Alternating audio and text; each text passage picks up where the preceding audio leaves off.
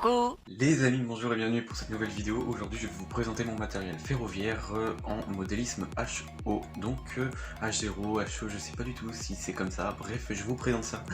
Aujourd'hui ça va être une vidéo assez chill, on va être tranquille, je vais vous présenter, je vais vous les montrer et en fin de vidéo je vais vous faire rouler. Alors on commence de ce pas tout de suite avec une CC72000 en livret d'origine, c'est-à-dire en livret bleu. Alors en fait, ce que j'aime bien chez cette locomotive, c'est que dans la vraie vie c'est mes locomotives préférées. Elle est semi-digitale, c'est-à-dire qu'elle fait du son, elle fait les phares avant et les phares arrière bien évidemment. Petite particularité sur celle-là, c'est qu'il n'y a qu'une accroche derrière, c'est-à-dire qu'il n'y en a pas devant. Et petite particularité, j'ai rajouté, on va essayer de voir, j'ai rajouté voilà le chasse-neige. Pourquoi je sais pas. Voilà, d'origine ça n'y est pas, voilà, elle fait son poids, elle est quand même très lourde, elle a de la puissance. C'est vrai que ça fait longtemps qu'elle n'a pas tourné malheureusement à pleine puissance parce que je n'ai pas la place pour. Mais voilà, cette locomotive je l'aime bien, c'est presque la seule qui est capable de tracter toutes les voitures que j'ai à mes pieds là maintenant. Et voilà, sinon on passe à la suite. La seconde locomotive, c'est une BP67000, en l'occurrence c'est la 554 que vous avez sûrement vue sur mon Instagram, que je vais mettre juste ici, voilà. Et celle-là je l'aime bien, un peu moins puissante que la CC72000, mais elle fait quand même le taf. Franchement, elle est pas mal, c'est une jouef, ça a été un cadeau de la part de je sais plus qui, et voilà, ça a été un cadeau, et il y a des wagons fret qui allaient juste avec, voilà. Celle-là je l'aime bien, malheureusement il n'y a pas les phares avant et arrière ou inversement lors du roulement, mais voilà, cette locomotive elle fait le taf, elle peut tracter pas mal de voitures mine de rien, minimum 3-4, donc voilà, c'est plutôt pas mal.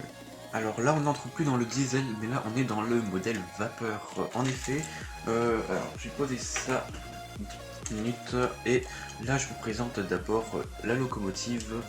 C'est une 141R, alors j'ai 141R, oui, voilà. Alors je vais vous préciser pourquoi 141, il y en a sûrement qui savent. Alors tout simplement parce que là il y a 1, 4 et 1, donc 141, et R, voilà, c'est une autre partie, c'est c'est un autre bail, voilà. Et voilà, donc celle-là elle roule hyper bien, bien évidemment c'est pas la partie qui roule, c'est-à-dire la partie moteur. Là du coup je vais vous montrer le temps d'air qui est juste là. Le temps d'air, donc ça se présente comme ça, le temps d'air, il fait son poids, franchement il est très lourd. Voilà, et ça si je me rappelle bien c'est du jouef, pareil. Je vais regarder en dessous, voilà, c'est du jouef.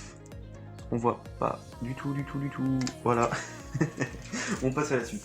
Nous entrons donc dans la gamme des TGV, bien évidemment. Les TGV c'est très important pour ceux qui font du modélisme, et pour moi c'était évident d'avoir 2 ou 3 TGV qui traînent par là. Donc moi, mon préféré très clairement c'est le TGV Inouï. Je l'ai eu depuis mon anniversaire, un TGV Inouï de chez Meano, qui fait le taf, hein, mine de rien. Malheureusement c'est du Meano, je dis pas que c'est une qualité très nulle, au contraire j'aime beaucoup la nouvelle texture des pantographes, contrairement aux vieux que je vais vous présenter tout à l'heure. Et question poids, question vitesse, c'est pas mal. Malheureusement j'ai remarqué un petit défaut, excusez-moi, un petit défaut au niveau des capteurs situés dans les roues.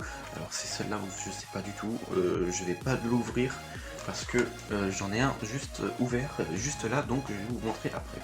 Donc voilà, cette motrice de TGV Inouï qui est la 865, voilà, et franchement elle fait le taf malgré le petit défaut au niveau des capteurs, c'est-à-dire qu'elle a du mal à rouler, même avec des rails propres.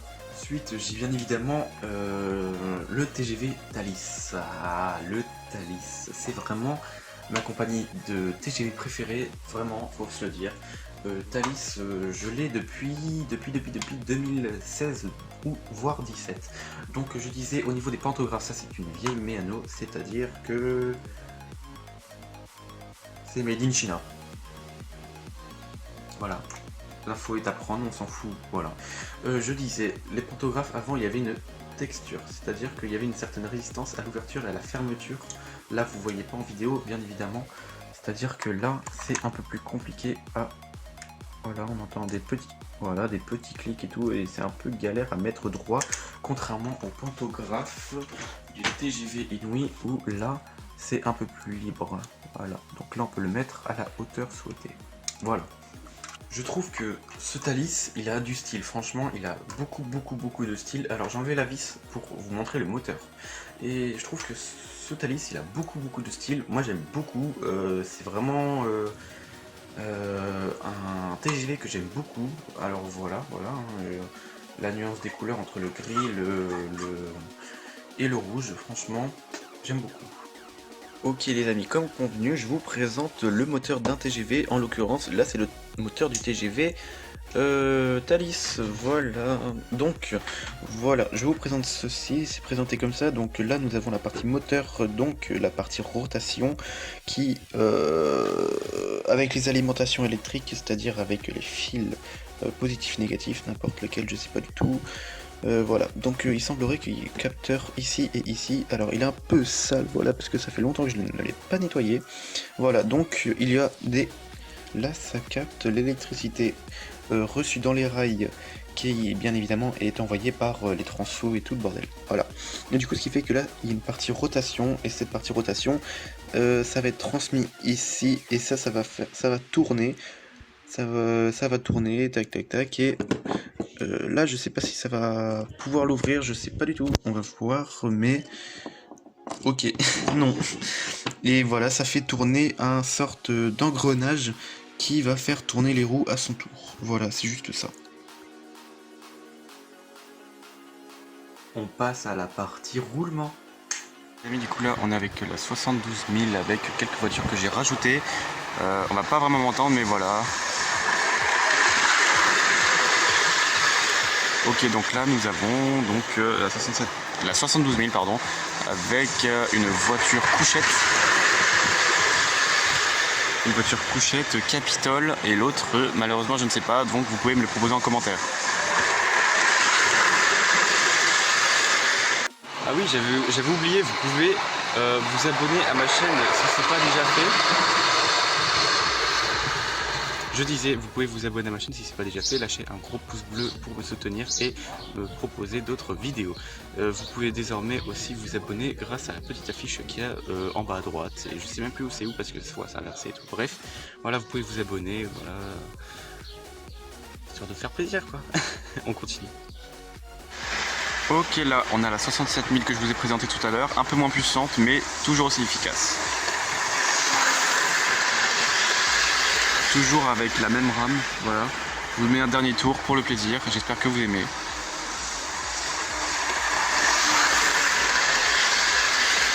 Et on passe tout de suite à la vapeur. Ok, là on va avoir passé la vapeur.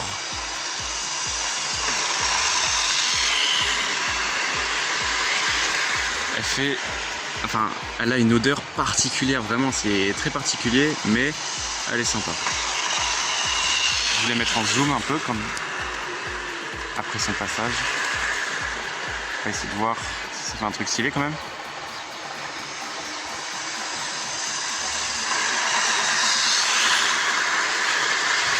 Personnellement, je suis en surkiff. Alors les amis, en fait on a un petit problème parce qu'en fait j'ai un problème avec les deux TGV. Le truc c'est que voilà, là on a le TGV sauf que niveau moteur c'est pas trop ça, je sais pas ce qui se passe. C'est à dire qu'il fait à peine 10 cm, ça y est, déraillement. Là c'est le vent. Yes, trop bien.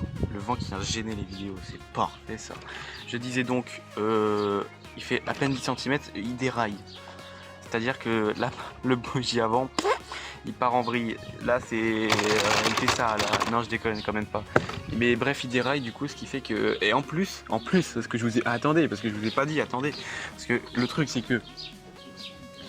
Quand j'ai ouvert celui-là, et pour remettre bien évidemment dans l'Inouï, voilà, parce que là, du coup, là, c'est le moteur Thalys, ok, nickel. Sauf que quand j'ai ouvert le ventre de l'inouï, ça, en fait, ça s'est dessoudé, quoi. Du coup, j'ai pas le temps de vous le présenter en vidéo. Je suis désolé, je le mettrai en story Instagram. C'est un échec, c'est pour ça. Faites confiance au matériel tracté. Prenez des intercités, non les TGV. On est bien là, assis là, comme avant là, c'est bon ça. Les amis, c'est déjà la fin de cette vidéo sur mon matériel ferroviaire. J'espère qu'elle vous a plu et si c'est le cas, vous pouvez lâcher un gros pouce bleu et vous abonner. Attention à aussi appuyer sur la cloche et appuyer sur toutes les notifications pour ne rien louper pour les prochaines vidéos. Voilà, j'espère que ça vous aura plu. Vous pouvez me proposer si vous voulez d'autres épisodes entre guillemets de mes trains en modélisme. Là par exemple je suis avec mon autorail. Voilà, bref. Voilà, c'est la fin de cette vidéo, j'espère que vous aura plu. On se dit à dimanche prochain. Ciao.